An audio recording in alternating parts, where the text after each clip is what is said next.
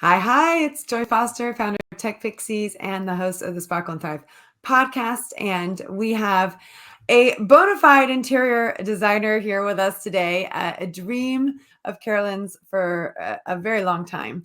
And I want to talk about what happens when you have a dream and the steps you have to take to overcome your fear of making that dream a reality. So, Carolyn Hayter, welcome to the Sparkle and Thrive podcast. I'm delighted you're here. And I'd love for you to tell everybody how long you had this dream of becoming an interior designer. Well, good morning, Joy. Lovely to see you this morning. Yeah, so that's a big question to start with, isn't it? So I have had a dream to become an interior design since my teenage years, and that's a very long time ago now. I think when I was in school, somebody picked up on the fact that I was quite creative, and in those days it's much more to do with dressmaking and fabrics. And I can remember them saying to me, "Oh, I can see you're going to be a fashion designer when you grow up." And that really stuck in my mind. And I think I was about 10 at the time. And I thought, that sounds something to aim for. And then my life sort of went off course because I got married very young, started a family very young, and as a consequence, owned my first home when I was very young. So my interest really sort of, although I still did dressmaking and curtain making for many years, actually, my interest became more towards interiors rather than fashion. And it's just because, my stage in life really, that's where my interests lay. So I stuck with my dream, and I didn't manage to get to college because of my family commitments. So I was offered a job in an office. So great, great start for an interior designer. And I did that for a few years, gained some business study qualifications, but then thought this has really derailed what I set out to do. But obviously, when you have a family, you have to make ends meet. So you have to just go to work, really. I started studying actually. I started studying with Road Deck International on a correspondence course, and I found that quite difficult. It's quite difficult to work part-time and to study and to have a family. There's a lot going on. And so one day I just had this light bulb moment and thought, well, maybe with all my business qualifications, I could get a job with an interior design studio and work my way up that way. And this was when I really put my big brave pants on, because I went to a local employment agency, like you did in those days, it wasn't online, and just walked in the door and said, I'm looking for a job with a design company.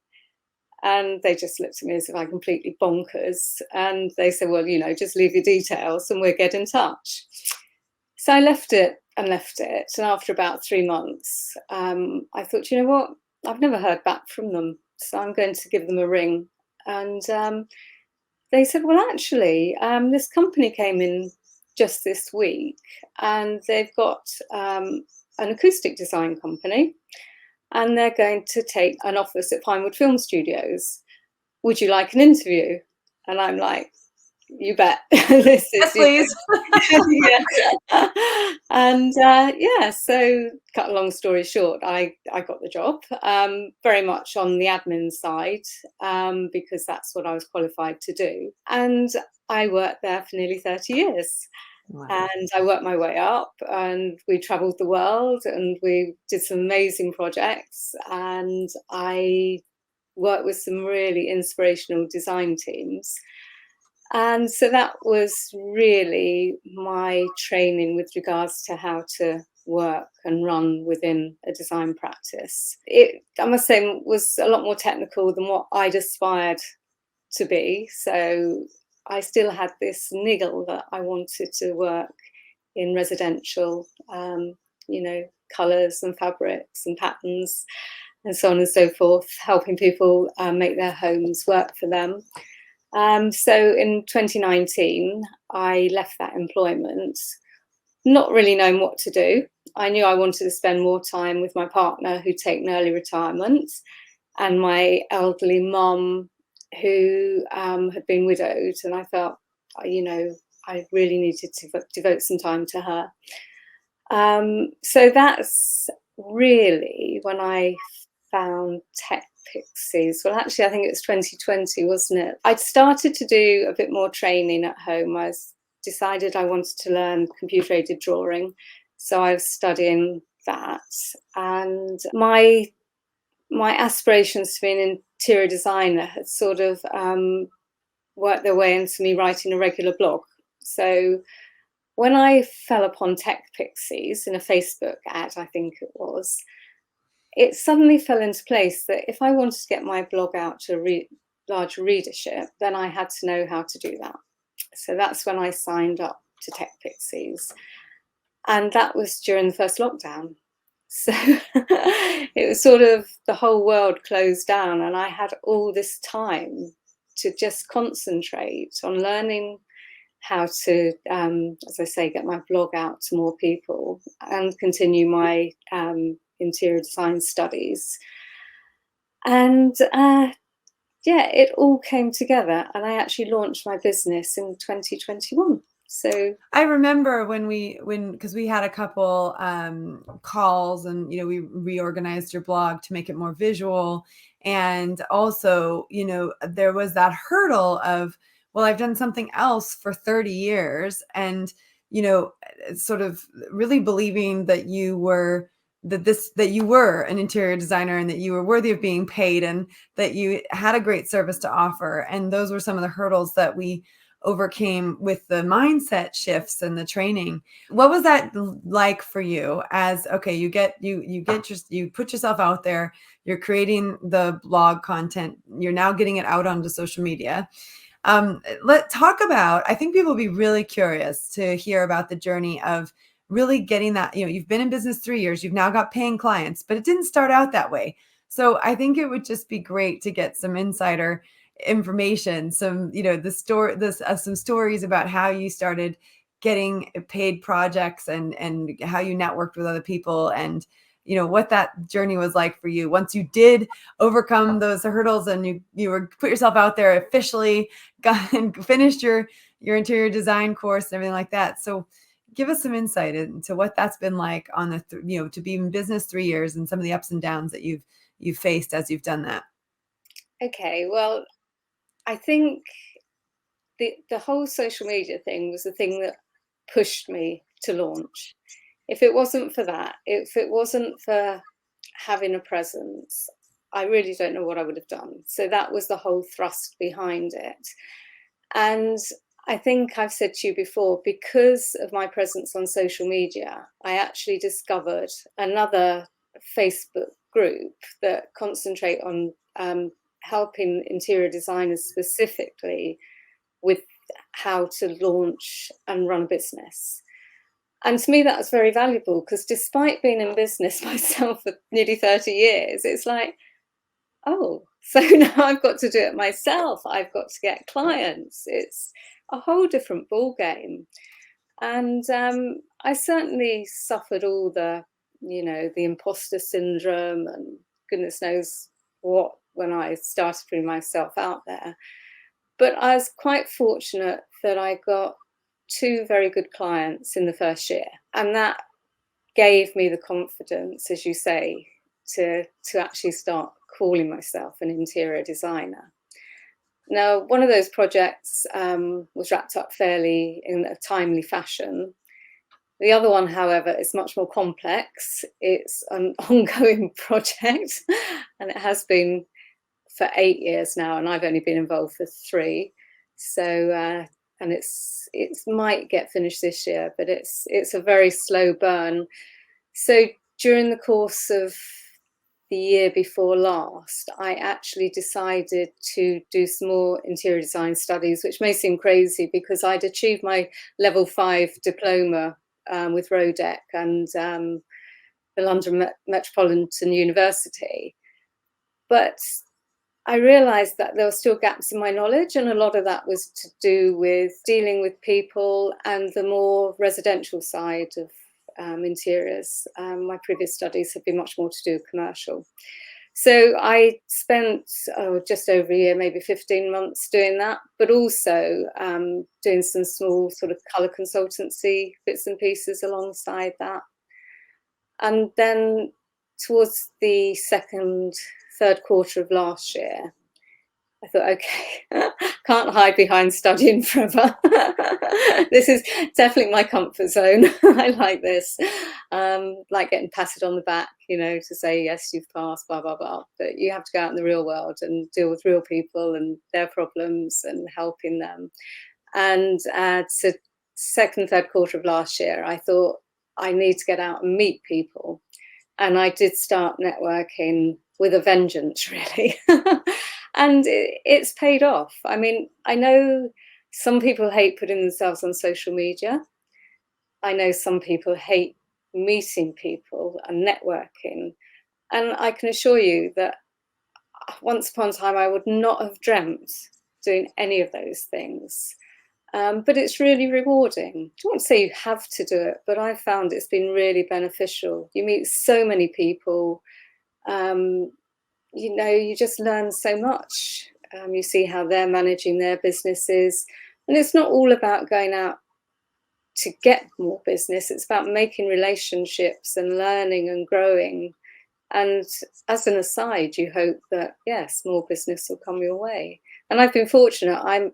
I'm quite busy now. And I put it down to, the combination of I've got a good mailing list now, thanks to TechPixies. That's the one thing that I honed in on. I do less blogging nowadays because I just really don't have the time, but I write a monthly newsletter and have grown my email list.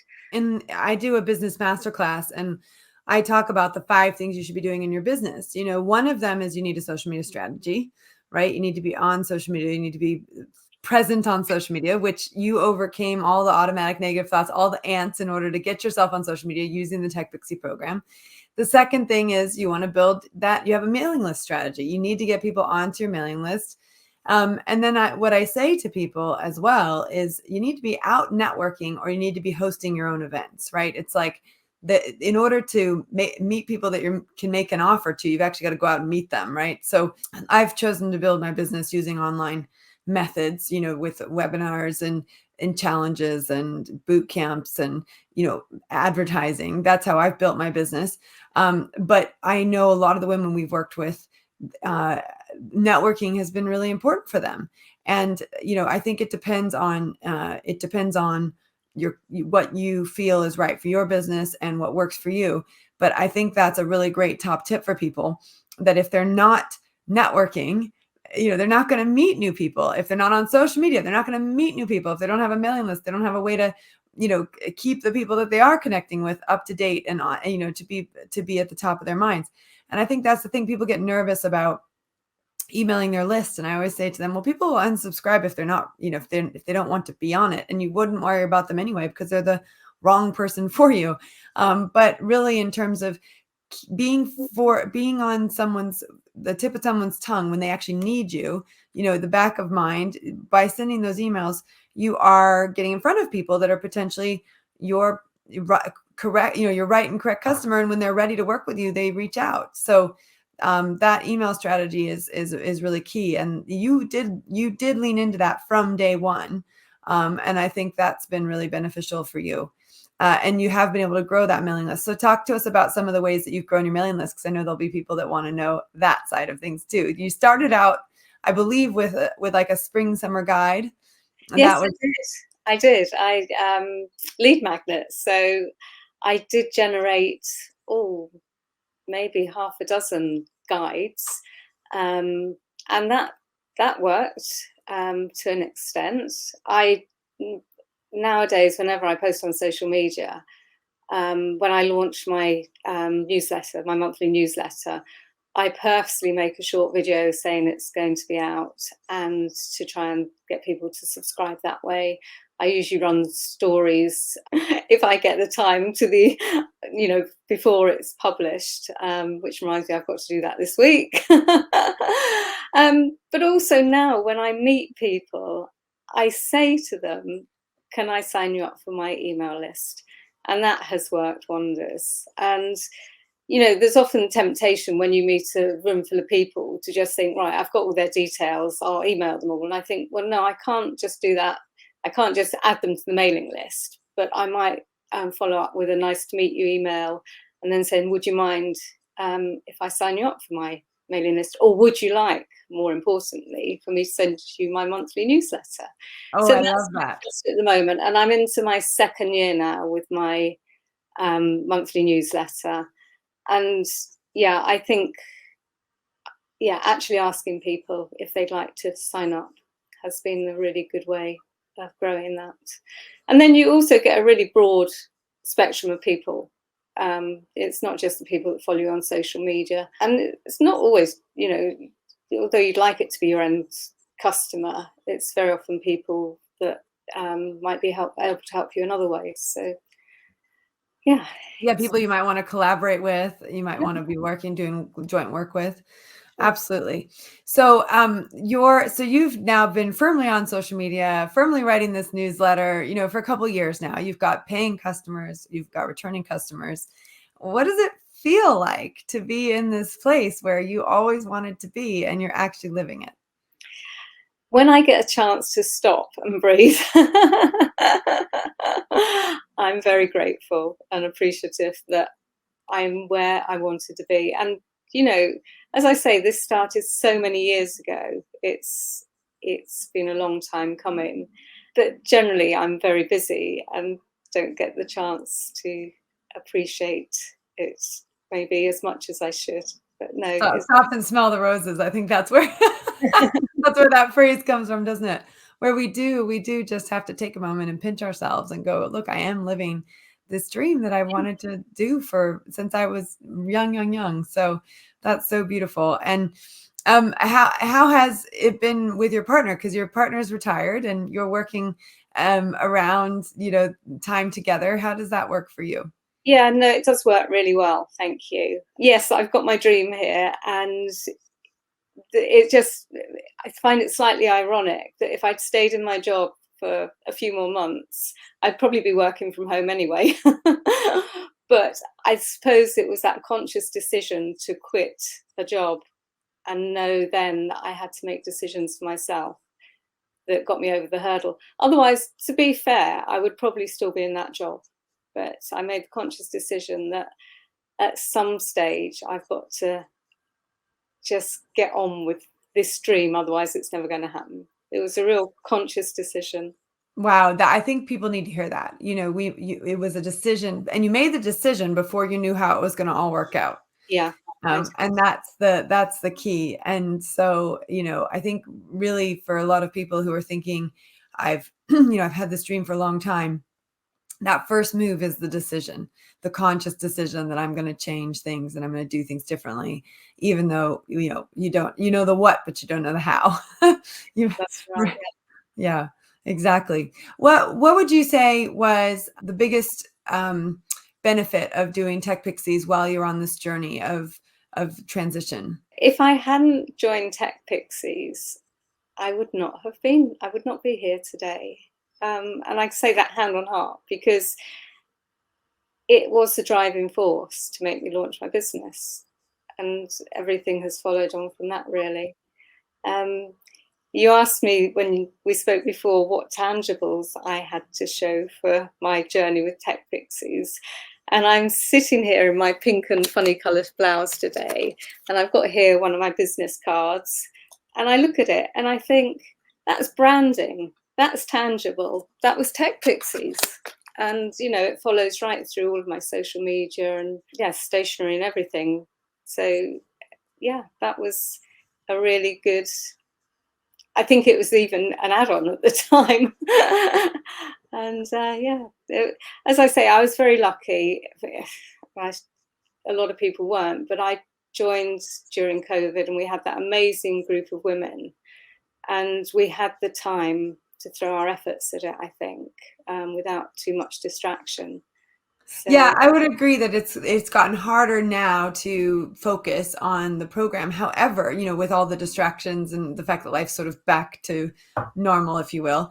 But what I would say is that when people do come in, they come in with that intention of being able to put the time in to get the past the hurdles on social media, to launch their business. They've got that same urgency in the sense that they want to get a business out into the world, or that, whether it's a social media manager business or whether it's their own business.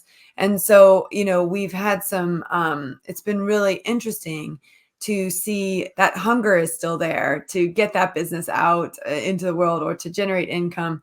I mean, I think the challenges have changed, right? It went from COVID to now, the financial crisis, and what we're able to really help women do at the moment, which I think is just phenomenal, is to start earning more money than they've been earning, or to start earning if they haven't been earning, to support their families, because everything's gotten more expensive. And the fact is that, we all need to find different ways to generate income. And so we're able to, I feel at this moment, there is an urgency in the sense that people need to earn money right now. They need to boost the coffers right now. Look, there's going to be a crisis or a challenge no matter what time of no matter what year we're in. It's always, but if we focus on that, that's where the downfall is. We want to focus on what we can do, the solution to the problem, and the answers to the questions, and lean into that. So I think, there was a very special group of ladies that came in 2020, and yet that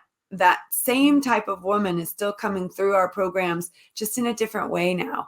And we're experiencing some really great wins for them as well, which is just, it just warms my heart that we still have women coming through that are breaking through their barriers, particularly with putting themselves online, the techie side of things, and that's why we're called TechPixies, right? Like a little bit of pixie dust on that technology to make it all work. And really for, not to be a barrier for someone to moving forwards. And I think there's a lot of confidence that comes from learning a piece of technology and then leveraging that technology.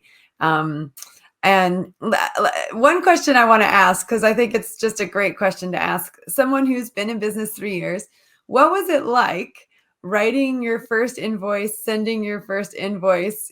Talk to me about that, because I know there'll be people here who, they're about to send their first invoice, or they're thinking about sending their first invoice, or, what was that like for you? well, that was yes, another momentous step, I suppose, writing my first invoice. But because of my business background, to me, that is a really key part of your work, and not one that you should shy away from. It's very important for people to know what you're going to charge, so that the invoice doesn't come as a shock when you're going to charge it and when it has to be paid by. So for me, that is almost second nature. But it's still, when that money comes into your bank account, that is just, it makes it, doesn't make, that is a significant part of the journey. It's not the whole journey, because obviously I really love what I'm doing.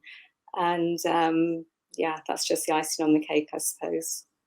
Well, and I think also a lot of women, when they're writing those invoices, when they first start out, they invoice after they've done the work, and then they wait forever to get paid, and then they feel bad about chasing and all those things. And then the more advanced you get, the more confident you get, the more comfortable you feel sending an invoice in advance, and sort of getting payment in advance and then delivering on that. How have you set up your invoicing structure?